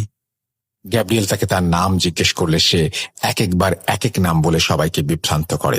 আমরা সবাই বুঝি ডেভিল তার চিরচেনা মিথ্যা রূপে এই কথা বলছে। ডেভিলের বলা নামগুলো বলে বারবার তাকে কাস্ট আউট করার চেষ্টা করা হচ্ছিল আর আমরা সবাই মিলে লাস্ট ফাইট শুরু করি এক্সরসিজমের। একটা সময় ডেভিলের বলা একটি নাম বলে তাকে কাস্ট আউট করার চেষ্টা করা হলে তা সফল হতে দেখা যায়। সবাই একসাথে বলে ওঠে, গড প্লিজ হিয়ার আস। এরপর থেকে একে একে সবাই বাইবেলের ভার্স পড়া শুরু করে। ডেভিলের নাম বলে সেইন্ট আর গডের নামে ডেভিলকে বের করার জন্য কমেন্ট করতে থাকে। লিলিয়ান উচ্চস্বরে গালিগালাজ করছিল সবাইকে। ফাদার রয়ের হাতে থাকা ঘন্টা অনবরত বেজেই চলেছে। ফাদার আর্থারের মুখে এক্সরসিজমের ভার্স অনবরত চলছে তো চলছেই। গ্যাব্রিয়েল লিলিয়ানের মাথায় শাল জড়িয়ে দিয়ে অন্য ভাষায় কথা বলছিল। একটু পর সকলেই বলছিল, বিগন। আস্তে আস্তে লিলির শরীরে লাগানো স্যালাইনের বোতলে রক্ত উঠে আসে। মেডিকেল অ্যাসিস্ট্যান্টের বারণ সত্ত্বেও এক্সরসিজম চলমান অবস্থায় থাকে। অনবরত বমি করতে থাকে। লিলি আস্তে আস্তে নিস্তেজ হয়ে যাচ্ছিল। তখন ঘন্টার আওয়াজের সাথে সাথে আমরা সকলেই একসাথে বলে উঠলাম, the power of Christ commands you, be gone devil, be gone. আস্তে আস্তে লিলি একেবারে নিস্তেজ হয়ে গেল। আস্তে আস্তে স্যালাইন থেকে রক্ত নেমে যাচ্ছিল আর ফাইনালি আমার স্ত্রী লিলিয়ানের জ্ঞান ফিরল। লিলিয়ানকে আনলিভেন ব্রেড খাইয়ে এক্সামিন করা হলো যে সে সুস্থ হয়েছে কিনা। ঈশ্বরের কৃপায় লিলিয়ান সুস্থ হয়ে যায়। ফাদার আর্থার, রয় আর গ্যাব্রিয়েলের কাছে আমি চিরকৃতজ্ঞ থাকব। লাস্ট ও ফাইনাল এক্সরসিজমে অবশেষে লিলি সুস্থ হয়। এখন আসি গ্যাব্রিয়েলের কথায়। গ্যাব্রিয়েল আসলে কে? কেনই বা সে লিলির এক্সরসিজম করতে এসেছিল? প্রিয় লিসেনার্স, গ্যাব্রিয়েল এই ঘটনার একজন খুব গুরুত্বপূর্ণ ক্যারেক্টার আর তার সম্পর্কে আপনারা আর কিছুক্ষণের মধ্যেই জানতে পারবেন। এক্সরসিজমের পর লিলির শারীরিক অবস্থা এতই খারাপ ছিল যে ডাক্তার তাকে বেড রেস্ট দিয়েছিল মিনিমাম 3 মাসের। আস্তে আস্তে লিলি সুস্থ হতে থাকে। লিলি সুস্থ হবার পর টনি, গ্যাব্রিয়েল আর ফাদার আর্থারের সাথে দেখা করার চিন্তা করে, তাদেরকে পুনরায় ধন্যবাদ জানানোর জন্য। ইচ্ছা অনুযায়ী সে চার্চে গিয়ে তাদের অনুসন্ধান করতে থাকে। কিন্তু টনি কি খুঁজে পেয়েছিল তাদের? কি মনে হয় প্রিয় লিসেনার্স? টনির খোঁজ চলতে থাকুক। চলুন এবারে একটু অন্যদিকে মোড় নেওয়া যাক। আসসালামু আলাইকুম রাসেল ভাই এবং প্রিয় শ্রোতা, আমি আশা করছি আপনারা সবাই ভালো আছেন, সুস্থ আছেন। আমি মুস্তাফা আলম রোমান আবারও এক রহস্যময় ঘটনা নিয়ে হাজির হয়েছি আপনাদের মাঝে। চলুন কথা না বাড়িয়ে ঘটনায় যাওয়া যাক। সময়টা রাত 11:08। জানালার পাশে দাঁড়িয়ে থাকা ডুপ্লেক্স বাড়িটির দিকে তাকাতেই এক অনাকাঙ্ক্ষিত দৃশ্যে আঁতকে উঠি আমি। ছাদের কোণে জ্বলতে থাকা হিলিয়াম বাল্বের আলোয় দেখতে পেলাম এক মাঝবয়সী মহিলাকে। কি বা কারা হাতে পায়ে শিকল পরিয়ে সিঁড়ির ঘরটার সামনে বেঁধে রেখেছে, আর সেই মহিলা পাগলের মতো চিৎকার করতে করতে হাত পা ছুটছে বাঁধন খুলে বেরিয়ে আসার জন্য। দূর থেকে দৃশ্যটা খুব একটা পরিষ্কার এবং কথাগুলো খুব একটা স্পষ্ট না হলেও এতটুকু বুঝতে পারছিলাম যে তিনি আমার কাছে কোনোভাবেই সাহায্যের আবেদন করছেন। তবে অদ্ভুত বিষয়টি হলো, মহিলাটি যখন চিৎকার করছিলেন তখন তার কণ্ঠস্বর মাঝে মাঝে কর্কশ পুরুষের ন্যায় শোনাচ্ছিল। কিছুক্ষণ ওই মহিলার দিকে তাকিয়ে থাকার পর এমন এক অদ্ভুত দৃশ্যের সম্মুখীন হলাম যেটা আমাকে ভয়ে চোখ বন্ধ করতে বাধ্য করেছিল। দেখলাম সেই মহিলা প্রচণ্ড জোরে আত্মচিৎকার দিতে দিতে হাত পায়ের শিকল বাঁধা অবস্থায় শূন্যে ভেসে উঠছেন, আর তার পেছন থেকে মাকড়সার মতো দেখতে বিশাল আকৃতির কালো ছায়া ধীরে ধীরে দৃশ্যমান হচ্ছে। এরপর আমার আর কিছু মনে নেই। চোখ খুলে আমি নিজেকে নিজের বিছানায় আবিষ্কার করি। বাঁ পাশ ফিরে দেয়াল ঘড়ির দিকে তাকাতেই দেখি সময়টা রাত 11:11। ঠিক 3 মিনিট আগে ঘটে যাওয়া সেই অনাকাঙ্ক্ষিত ঘটনার কথা মনে পড়তেই আমি একরকম লাফ দিয়ে বিছানা ছেড়ে উঠে জানালার পাশে দাঁড়িয়ে পড়ি। কিন্তু সবকিছুই যেন নিস্তব্ধতার বেড়াজালে আটকে পড়েছে। না, বাস্তবতার মুখোমুখি হয়ে এবার ভয় পাইনি। অনেকক্ষণ জানালার পাশে দাঁড়িয়ে থেকেও আমি কাউকে দেখতে পাইনি। সিঁড়িঘরের হিলিয়াম বাল্বটাও তখন আর জ্বলছিল না। কিছু আন্দাজ করতে পারছেন? ওই মুহূর্তে বোধহয় আমিও ঠিকঠাক ভাবে কোনো কিছুর আন্দাজ করতে পারছিলাম না। কিন্তু খানিক পরেই বুঝলাম এতক্ষণ চোখের সামনে যা যা ঘটেছে দেখেছি তার কোনোটাই বাস্তব নয়, সবটাই ঘটেছে আমার স্বপ্নে। স্বপ্নের দৃশ্যপটটা আমার কাছে এতটাই পরিষ্কার ছিল যে বাস্তবতার সাথে স্বপ্নকে গুলিয়ে ফেলেছিলাম। যাই হোক, টাইম অফ কোইন্সিডেন্সের দুঃস্বপ্ন ভেবেই রাতটা কেটে যায়। তবে একটা নেহাত দুঃস্বপ্ন হয়ে যদি আমার জীবনে সেটা থেকে যেত, তাহলে হয়তো আজ আপনাদের সামনে আমাকে হাজির হতে হতো না। মূল ঘটনা শুরুর আগে নিজের পরিচয়টা জানিয়ে দেওয়া উচিত। হ্যালো, আমি গ্যাব্রিয়েল। আমার জন্ম কানাডার কিউবেক শহরে। 25 বছরের এই জীবনে নিজের বলতে তেমন কেউ কিছুই আমার নেই। জন্মের সময় মা আর কিশোর বয়সে বাবাকে হারিয়েও আজও বেঁচে আছে। এতেই সৃষ্টিকর্তার প্রতি আমি কৃতজ্ঞ। নিজের পরিচয় বলতে যারাই আমাকে চেনেন তারাই আমাকে ফাদার মার্কাস এর ভাতিজা হিসেবেই চেনেন, যে কিনা মৃত্যুর আগ মুহূর্ত পর্যন্ত অসহায় মানুষের সেবায় নিয়োজিত ছিলেন। তবে মানব সেবায় নিজেকে উৎসর্গ করেও কিছু পাপের ভাগীদার হতে হয়েছিল বলেই হয়তো আজ আমাকেও সেগুলো ভুক্তভোগী হতে হচ্ছে। যাক, সেসব কথায় না হয় একটু পরে আসা যাবে। এবার একটু মূল ঘটনার দিকে অগ্রসর হই। প্রথম দিনের স্বপ্নটা আমাকে দুদণ্ড ভাবালেও পরদিন সকালে একটা দুঃস্বপ্ন ছাড়া আর কিছুই মনে হয়নি। কিন্তু ওই রাতে আমার জন্য আরো কিছু অনাকাঙ্ক্ষিত ঘটনা অপেক্ষা করছিল। আমি কল্পনাতেও সেটা ভাবতে পারিনি। ওই দিন কাজের চাপটা একটু বেশি হওয়ায় বাড়ি ফিরতে রাত হয়ে যায়। বেশ ক্লান্ত ছিলাম, বিধায় ডিনার শেষ করেই শুয়ে পড়ি। এরপর হঠাৎ আমার ঘুমটা ভেঙে যায়। ঘড়িতে সময় রাত 11:08। আমি যেন নিজের অজান্তেই বিছানা থেকে উঠে জানালার পাশে গিয়ে দাঁড়িয়ে পড়লাম। তবে সামনের ডুপ্লেক্স বাড়িটার ছাদের দৃশ্যপট এবার একটু ভিন্ন। সিঁড়িঘরে জ্বলতে থাকা হিলিয়াম বাল্বের আলোয় দেখতে পেলাম মাঝ বয়সী সেই মহিলা মলিন মুখে ছাদের রেলিং ধরে দাঁড়িয়ে আছেন, আর তার পেছনে মাকড়সার মতো দেখতে বিশাল আকৃতির কালো ছায়াটা বারবার তাকে গ্রাস করার চেষ্টা করছে।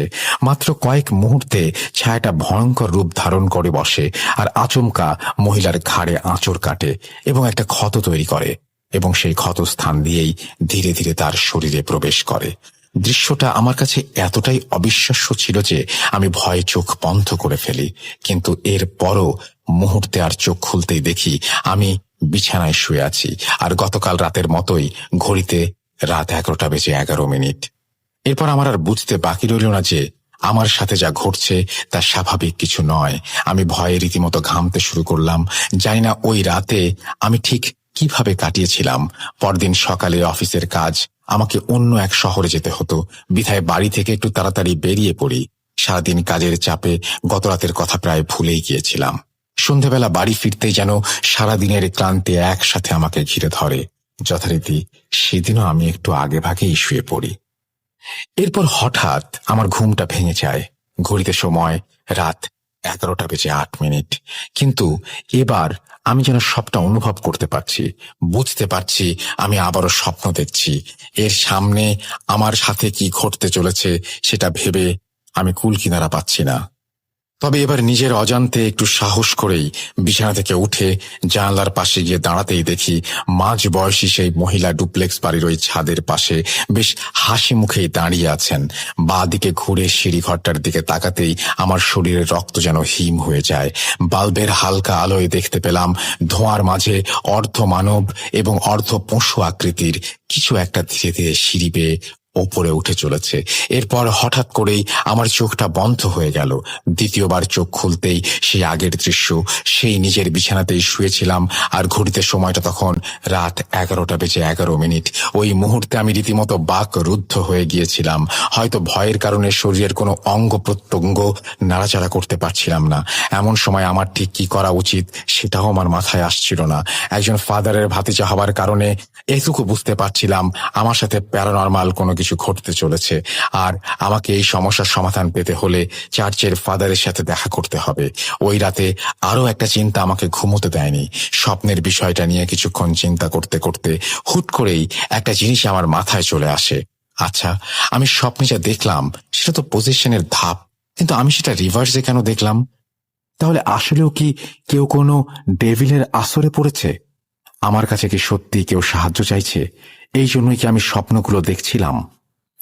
এই সবকিছু চিন্তা করতে করতেই সূর্যের তীক্ষ্ণ রশ্মি আমার রুমে প্রবেশ করতে থাকে। ভোরের আলো ফুটতে দেখি আমি, এবং এক প্রকার স্বস্তির নিঃশ্বাস ফেলে বিছানা ছেড়ে উঠে পড়ি আর ফ্রেশ হয়ে সোজা বেরিয়ে পড়ি চার্চের উদ্দেশ্যে। অনেক চার্চেই এক্সোসিজম পারফর্ম করা হয়, বিধায় আমার মূল উদ্দেশ্য ছিল সেই সব চার্চে গিয়ে এরকম একজন রোগীর খোঁজ করা যার সমস্যাগুলো আমার স্বপ্নের সাথে মিলে যাবে। আশেপাশের কয়েকটা চার্চে ঘুরে সেরকম কোনো তথ্য না পেয়ে আমি অফিসের দিকে যেতে থাকি। হঠাৎ একটা অদ্ভুত জিনিস লক্ষ্য করে আমার গাড়িটা থামিয়ে দেই। রাস্তার ডান পাশে ছোট্ট একটা চার্চ, আর কাকতালীয় ভাবে তার পাশেও একটা ডুপ্লেক্স বিল্ডিং। বিষয়টা অবাক করার মতো হলেও আমি বেশ আশা নিয়ে গাড়ি থেকে নেমে চার্চের দিকে এগিয়ে যাই। চার্চের বাইরে গিয়ে একজন ফাদারকে কিছু বাচ্চার সাথে কথা বলতে দেখে আমি তার দিকে এগিয়ে যাই। Praise the god, hello father বলেই নিজের পরিচয় দিতেই সে বেশ হাসি মুখে আমার দিকে তাকিয়ে বলেন, may the God bless you child. কিন্তু ফাদার তার নিজের পরিচয় দেবার সময় হঠাৎই তার চেহারায় যেন আমি কিছু পরিবর্তন লক্ষ্য করি। দেখে মনে হচ্ছিল তিনি আমাকে দেখে কিছুটা অবাকই হয়েছেন। তবে সে সময় তিনি তার নাম ছাড়া সেভাবে কিছু না বলে আমাকে আমার প্রয়োজনের কথা জিজ্ঞেস করেন। ওনার নাম ছিল আর্থার। সময় নষ্ট না করে আমি সরাসরি তাকে আমার স্বপ্নের সাথে মিল থাকা একজন অসুস্থ মহিলার ব্যাপারে জিজ্ঞেস করি। এবার তিনি যেন আরেকটু অবাক হয়ে জিজ্ঞেস করেন কেন আমি এমন একজন মহিলার খোঁজ করছি। এরপর আমি তাকে আমার স্বপ্নের ব্যাপারটা খুলে বললে তিনি যেন বাকরুদ্ধ হয়ে যান। তিনি কোনো কথা না বলে আমার ডান হাতটা ধরে সোজা চার্চের ভেতরে নিয়ে যান। ভেতরে গিয়ে আরো 3 জন ফাদারকে আমি দেখতে পাই। তারা নিজেদের কাজে ব্যস্ত ছিলেন। ফাদার আর্থারের ইশারায় তারা যেন এক প্রকার দৌড়ে আমার দিকে ছুটে আসেন। তাদের এমন আচরণ আমাকে সত্যিই ভাবিয়ে তুলেছিল। আমি কিছু বুঝতে না পেরে তাদেরকে এমনটা করার কারণ জিজ্ঞেস করলে তারা আমাকে বসতে বলেন। কিন্তু এরপর ওনারা আমাকে যে ঘটনার বর্ণনা করেন সেটা শুনে আমার পক্ষে স্থির হয়ে বসে থাকাটা সম্ভব ছিল না। আমি ভয়ে কাঁপতে শুরু করেছিলাম। আমার সাথে কখনো এমনটা হবে তা কখনো কল্পনাও করিনি। ফাদার আর্থার শুরুতেই আমাকে স্থির হয়ে বসতে বলে খুব ধৈর্য সহকারে তার কথাগুলো শুনতে বলেছিলেন। আমাকে কিছুটা দ্বিধাগ্রস্ত দেখে বলেছিলেন, মিস্টার গ্যাব্রিয়েল ডি সুজা, আমি জানি না কথাটা ঠিক কিভাবে শুরু করব, আর আপনিই বা সেটাকে কিভাবে গ্রহণ করবেন। সত্যি বলতে আমরা কদিন যাবৎ আপনার খোঁজেই ছিলাম। এটা সত্যি কাকতালীয়ভাবে একটা ব্যাপার যে আপনি নিজেই আমাদের কাছে এসেছেন সাহায্য করার জন্য। আপনি নিজেও হয়তো বুঝতে পারছেন আমরা আপনার দেখা পেয়ে যেমনি অবাক হয়েছি তেমনি কিছুটা চিন্তামুক্ত হয়েছি। তবে আপনার সাথে যে ঘটনাগুলো ঘটেছে সেটার সমাধান পাওয়ার আগে আরও একজন মানুষের জীবনে ঘটে চলা কিছু ঘটনার ব্যাপারে আপনাকে জানাতে চাই। লিলিয়ান অফেলিয়া, ডাকনাম লিলি, ৩৩ বছর বয়সী এই মহিলার স্বামী গত সপ্তাহে আমাদের কাছে এসেছিলেন তার স্ত্রীর কিছু সমস্যার কথা নিয়ে। সে নাকি বেশ কিছুদিন যাবৎ অসুস্থ এবং ডাক্তারের শরণাপন্ন হবার পরেও অসুস্থতা দিন দিন বেড়েই চলেছে। বিশেষ করে গত ৩ দিন যাবৎ সে কিছু অদ্ভুত আচরণের সম্মুখীন হয়েছে। মূলত তিনি একটি ডেভিলের দ্বারা পজেসড। এবং তিনি তারপরে সেই ঘটনাগুলো বর্ণনা করার পরে বলেন, তুমি সেই ছেলে যে লিলিকে সাহায্য করতে পারবে, কারণ গত ৩ দিন যাবৎ একজন ছেলেকে নিয়ে সে স্বপ্ন দেখছে যে তার দিকে সাহায্যের হাত বাড়িয়ে দিচ্ছে। আমি ফাদারের কাছ থেকে একদমই এমন কোনো উত্তরের আশা করিনি। মিনিট খানেকের জন্য আমি প্রায় ভ্যাবাচাকা খেয়ে গেলাম, কিন্তু একটা সময় নিজেকে সামলে নিতে সক্ষম হলাম। যেহেতু ফাদাররা লিলির সমস্যা সমাধানের জন্য আমাকে খুঁজছিলেন, সেহেতু আমার মনেও লিলিকে দেখার এবং স্বপ্নে সমাধান খোঁজার কৌতূহল জাগে। তাই আমি সরাসরি ফাদার আর্থারকে বলি যে আমি লিলির সাথে দেখা করতে চাই। ফাদার আর্থারও আমার কথায় রাজি হয়ে যান এবং নিজেই বিকেলে আমাকে লিলির বাড়িতে নিয়ে যাওয়ার প্রতিশ্রুতি দেন। আমি চার্চের ফাদারকে বিদায় জানিয়ে সোজা অফিসে চলে যাই এবং কিছু জরুরি কাজ শেষে অসুস্থতার কথা বলে হাফ ডে লিভ অ্যাপ্লিকেশন দিয়ে বেরিয়ে আসি। বিকেলে আমি সেই চার্চে ফাদারের সাথে দেখা করি এবং তিনি আর বাকি ৩ জন সহযোগী আমাকে নিয়ে লিলিদের বাসার উদ্দেশ্যে রওনা দেন। আমি ভেবেছিলাম হয়তো চার্চের পাশে ডুপ্লেক্স বিল্ডিং এর কোনো একটা ফ্লোরে তাদের বাসা, তবে আমি